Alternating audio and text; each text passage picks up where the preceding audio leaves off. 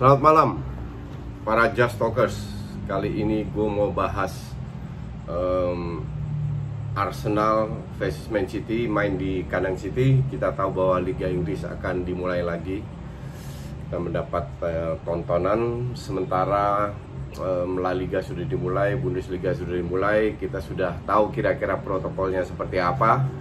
Sebenarnya nggak jauh berubah. Yang berubah terutama tanpa penonton. Memang di awal-awal kalau kita melihat Bundesliga kualitasnya sedikit menurun. Hanya praktis Munchen yang 90% dari kualitasnya di match pertama ya.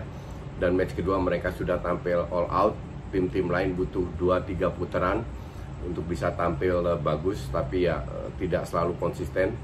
Dan kedua, cukup banyak cedera yang dialami terutama di Bundesliga. Terus kita lihat terakhir Barcelona sudah main bagus banget, nggak kelihatan kalau mereka berhenti 3 bulan. Dan Madrid kita juga sudah lihat, Madrid babak pertama luar biasa, beda banget sama babak kedua. Tapi ini masih match pertama, jadi wajar lah kita tidak bisa punya ekspektasi yang terlalu tinggi. Nah, besok dimulai dua match yang yang mereka sebelumnya dipospon, yaitu Arsenal sama City dan Sheffield lawan Aston Villa. Dan kalau besok dimainkan sisa tinggal 9 putaran. Oke, kalau seandainya Arsenal menang, selisih 5 poin. MU yang kalau nggak salah sekarang berada di level Champions League ya, selisih 5 poin itu sangat bisa dikejar. Chelsea bisa dikejar, Leicester mungkin agak berat, tapi 9 match 27 poin yang bisa dimenangkan. Kita lihat apa yang membawa hal baru, apa yang membawa klub-klub ini selama mereka 3 bulan tidak bermain. Oke, kalau kita berdasarkan match-match sebelumnya, kita tahu bahwa di Bundesliga 30%-an, 30% tuan rumah hanya menang, sisanya seri atau draw. Nah, di La Liga 10 match pertama, putaran pertama 10 match, juga 3 tim yang menang di kandang. Oke, termasuk Madrid. Asumsi tim besar Madrid, Barca di kandang menang semua lah. Sisanya 2 tim yang lain. Jadi nggak jauh beda dengan Bundesliga, cuma 30%. Jadi ini adalah sebuah plus point yang bisa diambil oleh tim Arsenal. Kita tahu bahwa Arsenal terutama away nggak bagus ya performanya. Tapi Arsenal sekarang di bawah Arteta bermainnya sangat berbeda.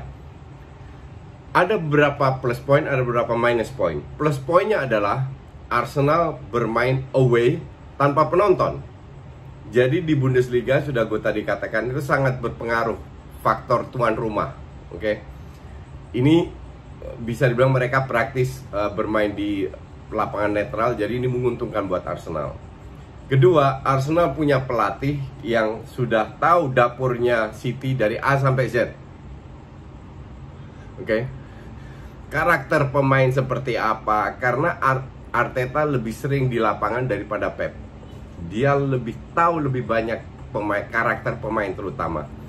Pertanyaannya kan, apakah Arteta bisa memanfaatkan info-info ini seperti yang dimanfaatkan oleh Setien di Barcelona selama 3 bulan off.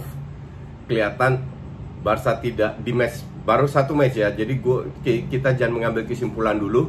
Baru 1 match mereka sudah bisa merubah gaya bermainnya, tidak tergantung oleh Messi. Oke. Nah, ini yang juga harus dilakukan oleh Arsenal, tidak tergantung oleh Aubameyang, tidak tergantung oleh Lacazette dan lain-lainnya, tapi bermain as a team. Dia sangat tahu gaya Pep bermain. Apakah berubah? Gue rasa tidak ada alasan untuk Pep untuk merubah gaya bermainnya, karena itu nyaris nggak pernah dia lakukan, hanya lawan Madrid. Kedua, kualitas pemain dari City jauh lebih bagus daripada Arsenal. Dan plus poinnya untuk City adalah, di samping mereka bermain di kandang sendiri walaupun tanpa penonton, adalah semua pemain sudah balik. Ya, kalian kalau ngikutin Liga Inggris, kalian tahu bahwa berapa kali Fernandinho menjadi titik lemah di belakang karena si Laporte sama Stones cedera dan Stones sering bikin blunder. Terutama Laporte cedera, maka dari itu dia menempatkan Fernandinho yang bisa membantu membangun serangan sehingga mereka bermain dengan 2 DM pada saat mereka memegang bola. Oke. Apakah City tidak punya kelemahan? Banyak kelemahan. Ya, terutama performa pemain. Sterling contoh yang tahun lalu punya kontribusi besar, nggak kelihatan sama sekali. Semoga besok nggak kelihatan lagi. Sane harusnya udah balik ya, gue nggak tahu ya, udah balik, tapi gue nggak yakin dia dimainkan. Jadi kelemahan City tahun ini kenapa mereka gagal, terutama performa pemain. Kevin De Bruyne oke, Bernardo Silva ups and down, hampir semua ups and down, oke. Dan Aguero pun ups and down. Kalau seandainya City tidak bermain terlalu bagus, sangat bisa Arsenal untuk menang. MU aja bisa menang. Tapi kita juga tahu bahwa untuk gue, dari 19 klub, 20 klub di Liga Inggris yang tidak bisa dikalahkan atau sangat sulit dikalahkan yaitu Man City. Terbukti dari 6 match terakhir Arsenal kalah semua. Lawan Liverpool, lawan MU lagi, seringkali mereka menang, ya. Bahkan Liverpool di Arsenal selalu kesulitan untuk menang. Jadi tahun ini yang sulit dikalahkan yaitu City. Maka dari itu gue selalu mengatakan ketemu City is calculated loss. Pada saat City kalah, Arsenal dengan tim-tim lainnya, dengan Leicester, dengan Chelsea, dengan MU, dengan Spurs, semua masih punya 9 match. Karena Arsenal kehilangan 1 match, kekurangan 1 match. Oke. Nah, sekarang kelemahan City itu di mana? Terutama kekuatan mereka adalah di lini tengah, ya.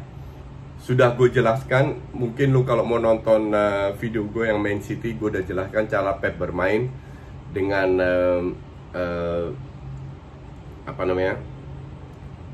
dua playmaker di kira-kira di sayap, di area kiri dan kanan, 1 DM, dan Aguero yang suka mobile untuk mengecoh zona defense-nya lawan, ya. Jadi kalau Arsenal berusaha untuk bermain di tengah, forget it, pasti kalah punya. Pasti kalah. Tapi bukan mereka nggak ada peluang. Peluang pertama yaitu di bola-bola atas.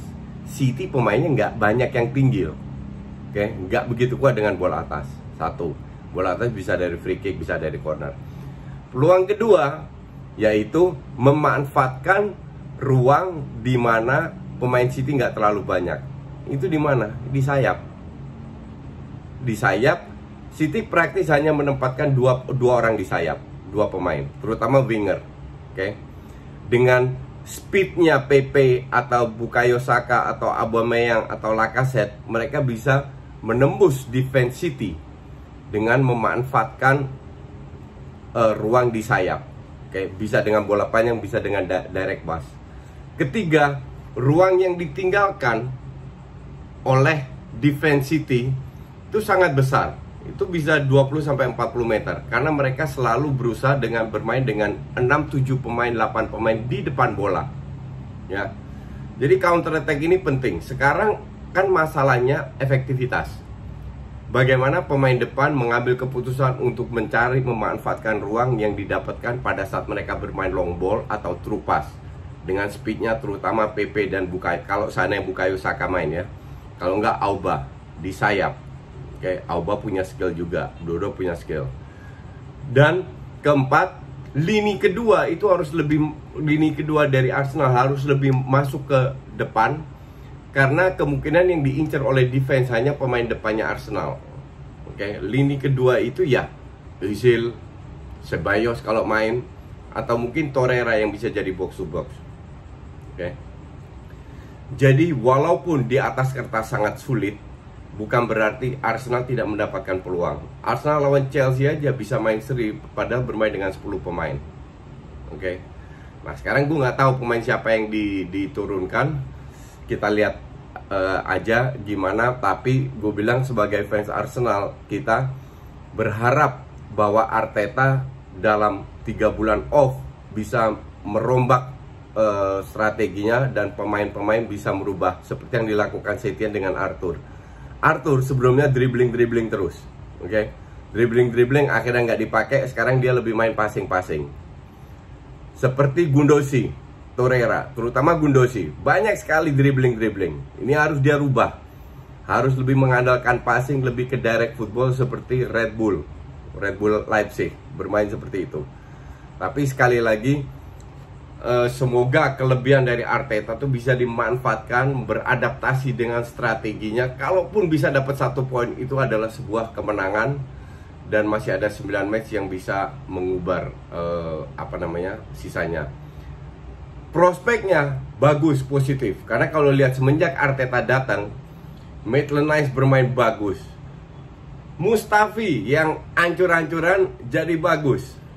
PP yang sebelumnya dibilang flop nggak kelihatan jadi bagus, kasih assist, cetak gol dan lain-lain. Skillnya udah mau keluar. Bahkan Özil bermain lebih free lagi. Hampir semua. Lu lihat Bukayo Saka 17 tahun bisa bermain jadi wingback, bisa bermain jadi sayap.